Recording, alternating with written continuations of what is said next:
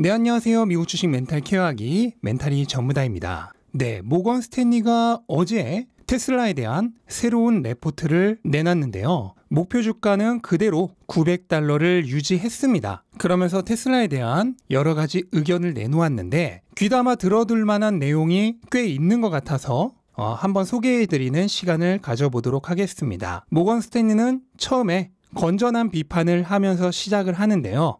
작년 하반기의 주가 상승이 충분히 그럴만했지만 어쨌든 단기간에 일어난 시세 분출이었다는 것은 불세력조차도 인정을 해야 한다고 하면서 이것은 S&P 500에 편입되는 것이 계기가 돼서 일종의 블로우 오프 탑 패턴이었다고 얘기를 합니다. 블로우 오프 탑이란 것은 주식에서 굉장히 자주 일어나는 패턴인데요. 사실 작년 하반기 그리고 올해 초에 주가가 급등했던 중소형주들 대부분에서도 나타났던 패턴입니다. 주가가 수직 상승하듯이 급등을 했다가 고점을 찍은 이후에 다시 수직 하락하는 패턴을 얘기합니다. 이거는 주식을 하다 보면 언제든 만날 수 있는 고전적인 패턴 중 하나입니다. 그러면서 지난 몇 달 동안 테슬라 투자자들의 관심이 오로지 중국 내에서의 판매량 그리고 비트코인에 대한 일론 머스크의 트윗에만 집중되었으며 이게 테슬라의 투자 심리를 악화시켰다고 얘기를 합니다. 그래서 이런 얘기들이 투자자 커뮤니티를 온통 뒤덮으면서 그것 자체가 테슬라의 주가에 악영향을 미쳤다는 얘기죠. 그리고 나서 본인들이 생각하는 지금부터 연말까지 테슬라 투자자들이 주목해야 할 테슬라의 스토리를 제시합니다. 하지만 여기서도 시작부터 중국의 비중이 크지 않다는 것을 다시 한번 강조를 하죠. 그래서 모건 스탠리가 생각하는 테슬라의 스토리를 하나씩 살펴보자면 우선 첫 번째는 중국 이외의 지역에서의 캐퍼시티 확장입니다. 이거는 바로 기가 베를린과 기가 텍사스를 얘기하는 거죠. 그래서 이 두 공장이 오픈을 하게 되면 테슬라는 현행 프리먼트 공장보다 훨씬 더 뛰어난 채산성을 갖게 될 것이고 이후로도 인도, 아세안, 북중부 유럽 그리고 미국의 추가적인 공장을 포함해서 10년 내에 최소 5개의 추가 공장을 지을 것으로 예측하고 있다고 얘기를 했습니다. 그리고 두 번째는 섹시라고 부르는 모델 S, X, 3Y죠. 이 4개의 모델을 넘어선 신규 모델의 도입입니다. 테슬라는 현재 이 4개의 모델만으로 1년에 거의 100만 개에 달하는 판매를 달성을 하고 있고 미국 소형 승용차 시장의 거의 15%의 점유율을 차지하고 있다고 합니다. 그런데 여기에 추가적으로 사이버 트럭, 그리고 컴팩트카, 그리고 MPV 같은 다양한 차종을 확장한다면 테슬라가 굉장히 다양한 수요를 가진 신규 고객에 대응할 수 있을 것으로 기대한다고 얘기를 했습니다. 그리고 세 번째는 배터리 제조 능력의 확장, 그리고 다른 OEM들에 대한 서드파티로서의 공급을 얘기를 했는데요. 기존 레거시 자동차 업체들, 그리고 신생 자동차 업체들이 자신들이 직접 배터리를 만드는 것보다 그냥 테슬라의 기술을 갖다 쓰는 게 결국 더 유리하다고 판단한다면 테슬라가 OEM들에게 테슬라의 배터리 또는 그 이상의 플랫폼까지도 공급하는 공급업체로서의 역할을 할 수 있다고 얘기를 했습니다. 이건 일론 머스크도 예전에 자신들이 다른 회사에게 기술을 제공할 수 있다고 분명하게 얘기를 했었죠. 그리고 네 번째는 구독 서비스를 포함해서 서비스 비즈니스의 확장입니다. 모건 스탠리는 사실 올해 서비스 부분의 비즈니스가 현재까지 발표된 수준보다는 훨씬 더 진행됐을 것으로 예상을 했다고 합니다. 실제로 올해 많이 기대했던 구독 서비스 그리고 FSD, 베타9 등등이 원래 예정된 일정보다는 많이 늦어지고 있죠. 하지만 여전히 모건 스탠리는 기대를 많이 하고 있고 이 커넥티드 카에서 발생되는 데이터의 가치와 그로 인해 생기는 반복적인 수익을 임대 수입을 창출하는 모바일 부동산이라고 얘기를 했습니다. 그래서 차량 자체 판매로 인해 발생하는 현금 흐름의 순가치를 크게 초과할 수도 있다고까지 얘기를 했습니다. 그리고 다섯 번째는 보험인데요.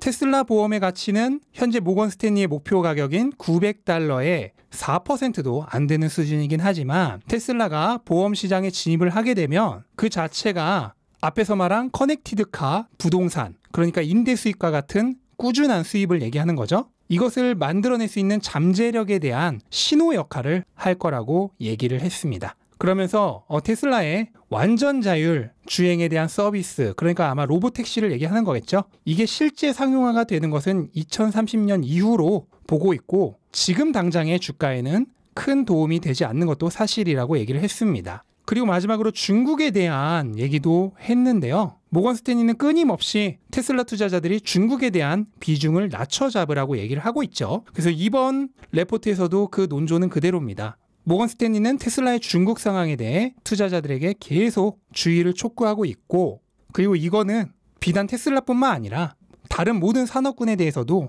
중국과 관련돼서는 언제든 리스크가 크기 때문에 비중을 낮춰 잡아야 된다고 얘기를 하고 있습니다. 그래서 이번에도 여전히 $900의 목표 주가에 중국 쪽 비중은 굉장히 낮게 잡혀져 있는 것을 다시 한번 확인할 수가 있겠습니다. 네, 그리고 최종적으로 어떻게 목표 주가 $900가 나왔는지 다시 한번 설명을 하는데요. 우선 테슬라의 자동차 사업으로 인한 가치가 주당 $358고 이거는 2030년에 550만 대의 차량을 판매. 이거는 굉장히 보수적인 수치인데 바로 중국 판매량이 거의 들어가 있지 않은 수치죠.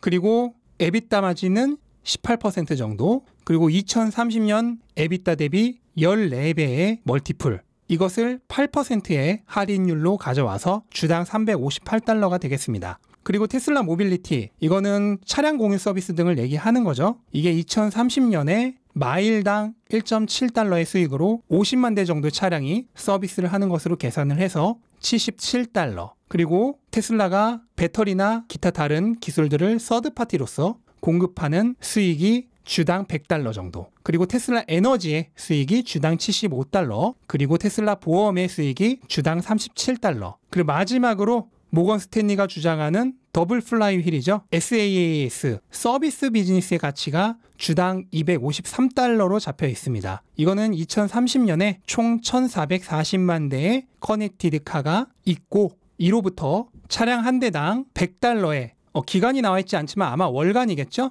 월간 $100의 수익이 창출되는 것으로 계산해서 주당 $253를 잡았습니다. 그래서 총 $900의 목표 주가가 나왔습니다. 이거는 기본적으로 2030년에 가치를 먼저 계산하고 그거를 현금 흐름 할인법으로 끌고 와서 향후 12개월 내에 목표 주가를 설정을 한 것입니다. 네, 그리고 최종적으로 테슬라에게 있을 기회와 그리고 리스크에 대해서도 제시를 했는데요. 우선 리스크 투 업사이드, 그러니까 상방으로의 기회죠. 어떤 일들이 일어나면 테슬라의 주가가 크게 오를 수 있을까? 우선 첫 번째는 서비스 매출의 본격화, 그리고 두 번째는 FSD 채택률의 증가, 그리고 세 번째는 배터리의 가격이 내연기관보다도 싸지는 프라이스 패러티의 달성, 그리고 네 번째는 사이버 트럭, 멀티밴, 세미 같은 신모델 등의 대비, 그리고 다섯 번째는 서드파티 배터리 시장을 획득하는 것, 그리고 여섯 번째는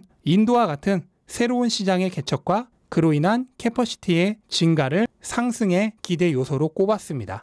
그리고 테슬라의 리스크도 제시를 했는데요. 리스크는 기존 OEM, 그리고 중국 내, 그리고 애플이나 아마존 같은 메가테크와의 경쟁을 꼽았습니다. 두 번째로는 테슬라는 지금도 여러 개의 공장을 동시에 만들고 있고 또 앞으로도 계속해서 여러 개의 공장을 동시에 양산화 시켜야 되는데 이로 인해 역량이 집중되지 못하는 위험이 있습니다. 그리고 세 번째로는 시장이 서비스 비즈니스를 제대로 인식하지 못하고 예상보다 낮은 FSD 채택률이나 낮은 유저당 수입이 발생하는 경우를 꼽았습니다. 그리고 네 번째는 미중 갈등 리스크, 그리고 마지막으로는 추가 오퍼링 등을 통한 주주 가치의 휘석을 꼽았습니다. 네, 이렇게 모건 스탠리가 이번에 내놓은 레포트를 전반적으로 둘러봤는데요. 모든 내용에 동의하는 것은 아니지만 전체적으로 굉장히 짜임새 있는 레포트라고 생각을 하고 테슬라의 현재 상황을 적절하게 잘 짚고 있다고 생각을 하고요.